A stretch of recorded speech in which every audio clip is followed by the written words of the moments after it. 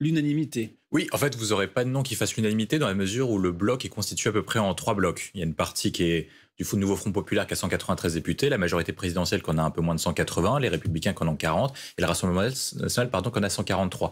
Le seul moyen, c'est d'avoir une majorité dite absolue et c'est ce qui avait conduit le président de la République à dissoudre parce que avant cette législature, il avait que 240 députés. Donc il faut à minima rassembler une coalition qui ait plus de 240 députés. Le Nouveau Front Populaire ne veut pas élargir dans la mesure où Lucie Castet ne veut pas parler soit aux macronistes, soit au Rassemblement national, dans la mesure où ils ont été élus contre le Rassemblement national et contre Emmanuel Macron. Il reste une seule solution, c'est une majorité autour du président de la République qui parlerait à la fois aux socialistes, donc 180 plus 60, ça arriverait uniquement à 240, donc à la condition qu'on a eu précédemment. Et il faudrait également les Républicains qui sont au nombre de 47. Et là, vous arrivez à un nombre qui est pas loin des 290, 289 nécessaires pour pouvoir gouverner. Or, il y a une difficulté, c'est que les deux noms évoqués, Bernard Cazeneuve est en marge du Parti socialiste pour l'avoir quitté en 2022 en dénonçant les accords à l'époque de la NUPES, et que Xavier Bertrand, qui était le non cité pour faire partie de la droite, est en confrontation directe ou plus ou moins directe avec Laurent Wauquiez, parce qu'il faut rappeler, en l'époque, en 2017, lorsque Laurent Wauquiez devient président des Républicains, il quitte le parti le soir même en dénonçant la ligne politique de Laurent Wauquiez. Et les deux pensent aussi peut-être à autre chose pour 2027. L'idée de proposer un nom comme Lucie Castet, qui n'est pas forcément très connu, qui serait un nouveau visage, ça semblait peut-être une idée séduisante sur le papier. Oui, dans la mesure où, en fait, quand vous avez beaucoup de partis politiques qui jouent une concurrence très forte pour l'élection présidentielle, souvent ce qui se détache, c'est de prendre une personnalité qui n'a pas d'ambition politique ou sinon qui n'est pas connue pour être le plus petit dénominateur commun. En fait, Lucie Castet a été choisie parce qu'il fallait parler à la fois aux socialistes, aux écologistes, aux communistes et aux insoumis. C'est quelqu'un dont le fond est plus proche des insoumis, mais en même temps qui travaille à la mairie de Paris, donc qui est supposé proche d'Anne Hidalgo, maire socialiste. C'est pour ça qu'elle cochait un peu toutes les cases. Je pense que vraisemblablement, hormis si Emmanuel Macron arrive à trouver et à dégager une majorité, donc une coalition rassemblant les socialistes, qui est peu probable à l'heure actuelle dans la mesure où il reste accroché avec Jean-Luc Mélenchon et le Nouveau Front Populaire ou avec les Républicains, on peut avoir très bien un gouvernement technique, de la même manière que le Nouveau Front Populaire a dégagé le nom de Lucie Castet, un nom qui fasse consensus, parlant à la fois aux sociodémocrates, donc au Parti socialiste, et également aux Républicains. On peut penser à quelqu'un comme Jean-Louis Borloo, quelqu'un qui est davantage en retrait, ou sinon, un peu comme l'émergence à l'époque de Jean Castex, quelqu'un d'inconnu aux yeux du grand public. Vous croyez vraiment en l'utilité de ces consultations de vendredi prochain? Il peut ressortir quelque chose? Vous n'allez pas me dire que Emmanuel Macron ne consulte pas déjà maintenant, qu'il n'a pas des idées en tête? Alors, il y a deux paramètres. Le premier paramètre, c'est que je crois qu'il ne consulte pas directement, donc il n'y a pas eu d'appel entre lui et les différents partis, ou en tout cas les différents chefs de groupe parlementaires. Par contre, il y a des appels entre ses intermédiaires, donc les conseillers de l'Élysée, et les différentes figures de proue de l'Assemblée nationale.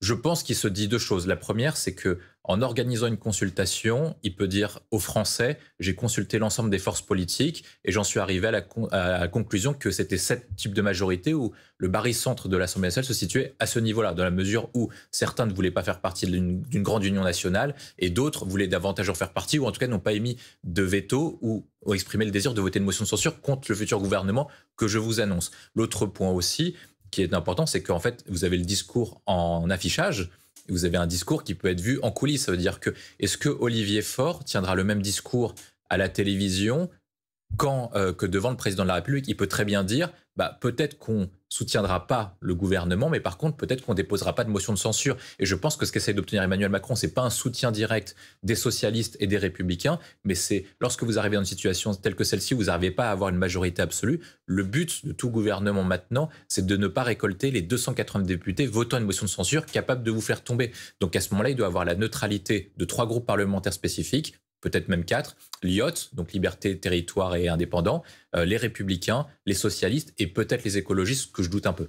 Quand l'Élysée parle d'une majorité stable et large comme volonté, c'est assez ambitieux en une journée de discussion. Alors stable, ça paraît très ambitieux dans la mesure où il y a deux échéances majeures qui peuvent bouleverser, c'est l'élection législative anticipée et éventuellement, ce qui se murmure, c'est une élection présidentielle anticipée. Parce qu'en cas de blocage, peut-être qu'il y aura une démission du président de la République, même s'il l'a exclu. Personne n'y croit.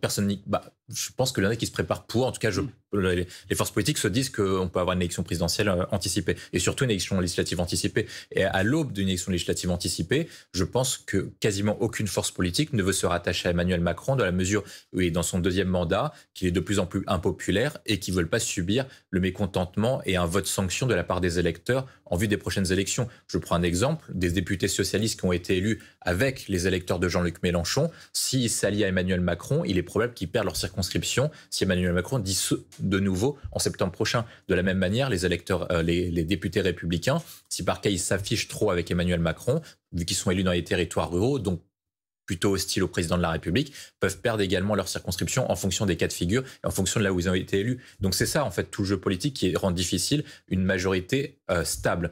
Est-ce qu'il peut avoir une majorité large ? Je pense qu'on ne peut pas établir une majorité large globalement, mais peut-être une majorité large qui se dessine de plus en plus de la part de Gabriel Attal et de Laurent Wauquiez, dite de projet. C'est-à-dire que peut-être qu'on peut arriver à des scénarios où un gouvernement technique ou un gouvernement géré par un Premier ministre dit consensuel fasse adopter des projets en fonction des circonstances. Si par cas on fait adopter des textes sur les lois de société qui sont davantage progressistes, donc vers la gauche, peut-être que le nouveau Front populaire ne s'opposera pas à ces textes et pourrait même les voter. Et de la même manière, est-ce que si le gouvernement fait adopter des textes sur l'immigration, enfin limitant les flux migratoires ou sur les questions de sécurité, est-ce que les Républicains ou le Rassemblement national pourront véritablement s'y opposer ? Et je pense que c'est là où Emmanuel Macron se dit que c'est lui qui est le maître des horloges, c'est ça qu'il veut montrer en consultant les chefs de parti, en disant que c'est toujours lui qui est au-dessus tous les partis politiques, et c'est lui qui dirige le tempo, et donc c'est lui qui décide de quel texte on va évoquer et à quel moment on va nommer le futur gouvernement. Et vous restez avec nous parce qu'on va commenter tout à l'heure un événement qui n'est pas si anecdotique que ça. C'est le discours d'Emmanuel Macron à Bormes-les-Mimosas, tout près du fort de Brégançon où il est en résidence. Un discours qui, en général, aussi en filigrane, évoque la situation du pays. Nous y reviendrons tout à l'heure dans une édition de cette soirée et de son discours dans les prochaines minutes. Tout d'abord, il va poursuivre son discours mémoriel parce qu'Emmanuel Macron est attaché à la politique mémorielle. C'est-à-dire qu'on se souvient notamment lors des Gilets jaunes, c'est comme ça que démarre la crise, dans cette tournée mémorielle, et c'est là où il récolte l'avis des Français, notamment qui étaient en désaccord avec sa ligne politique. Donc ce sera une grande partie de son discours, mais dans le même temps, d'une politique mémorielle, c'est-à-dire que vous retracez les événements du passé pour essayer d'en tirer des conclusions pour le présent, voire même en dessiner les contours pour le futur. Donc à travers les éléments, les mots choisis et les différentes expressions, on peut s'attendre à quelques signaux politiques qui vont aller dans un sens ou dans un autre.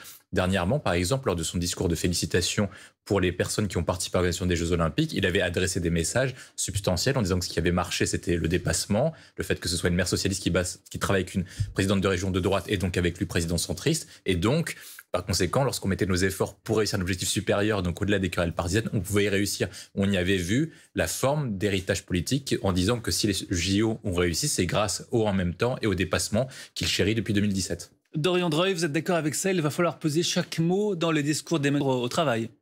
On sait qu'Emmanuel Macron, enfin en tout cas c'était supposé, notamment surtout avant les Gilets jaunes, lors de son premier mandat, qui donnait beaucoup son numéro à des personnes pour en fait avoir des bouts de terrain.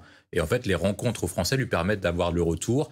Bon, souvent c'est quand même un peu biaisé parce que c'est pas un sondage représentatif non plus, donc ce sont les personnes qui viennent le voir, non seulement comme président de la République, mais également comme star, parce que ça reste une personnalité, mais ça permet également de recueillir les messages et les principales préoccupations.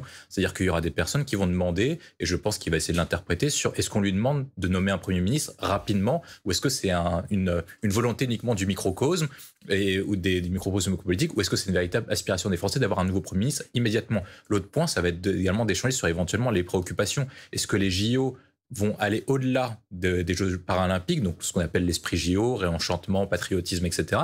Ou est-ce qu'on va revenir au problème du quotidien et que les Français vont lui demander d'agir rapidement, notamment sur le pouvoir d'achat, sur la sécurité, sur l'inflation, etc. Et donc de répondre aux problématiques dites quotidiennes, ce qui suppose la nomination d'un nouveau gouvernement. Dorian Dreuil, c'est une façon, ces événements finalement. Alors, il y a une première partie, c'est que ça modifie la popularité éventuelle des gouvernements ou des personnes qui ont participé au succès des Jeux Olympiques. Je prends deux références. La première, c'est celle de 98, lorsqu'on a organisé chez nous la Coupe du Monde de football. On avait connu une très forte augmentation de la popularité du couple exécutif, composé à l'époque du président Jacques Chirac et du premier Lionel Jospin. Par contre, à la différence, c'est que celle de 2018, donc la victoire à la Coupe du Monde, n'avait pas provoqué une hausse de la popularité d'Emmanuel Macron, et surtout elle a été très brève parce qu'elle était percutée par l'affaire Benalla. En fait, on ne sait pas ce qui pourrait éventuellement se passer. Si on arrive dans le cas de 98, il y avait quand même un concept politique qui était sorti, ce qui était le concept de France Black Blanc Bleu. Est-ce qu'on aura du coup en conséquence un esprit JO qui va perdurer, donc une volonté de dépassement des clivages, de faire réussir la France pour au-delà des objectifs personnels, etc. C'est tout à fait possible, ou même un héritage sportif, etc. C'est pas exclu. À l'heure actuelle, je pense qu'il est trop tôt pour pouvoir s'exprimer parce que les Français sont actuellement en vacances. Ils ont été polarisés sur des questions politiques, comme l'a rappelé Dorian Droy, pendant 6 mois de campagne européenne et ensuite 1 mois de campagne législative anticipée. Donc actuellement, ils ne veulent pas entendre parler de politique. Par contre, le sujet essentiel, c'est lorsqu'on va revenir sur les problématiques dites du quotidien. C'est-à-dire que lorsqu'on va arriver à la rentrée scolaire, avec la rentrée des classes, l'achat des fournitures, éventuellement le retour au travail, le retour également aux problématiques de sécurité, de pouvoir d'achat. Et donc, ces choses du quotidien qui vont nécessiter des arbitrages dans la mesure où on rentre dans une économie qui est dite difficile, dans un contexte économique qui n'est pas forcément le meilleur depuis plusieurs années, et donc qui va appeler éventuellement à des mesures de la part d'un gouvernement. Et lorsqu'on aura des arbitrages, des polémiques ou des choix à faire, eh ben les Français vont se retourner vers l'État centralisé et donc vers le gouvernement, soit Emmanuel Macron, son futur Premier ministre, qui doit faire des arbitrages. Et un gouvernement démissionnaire, en l'occurrence, ne peut pas faire de grands arbitrages, hormis s'il y a des cas d'extrême urgence, ce qui n'est pas vraiment le cas des problématiques dites du quotidien. Vous restez avec nous, messieurs, pour décrypter ce qui va être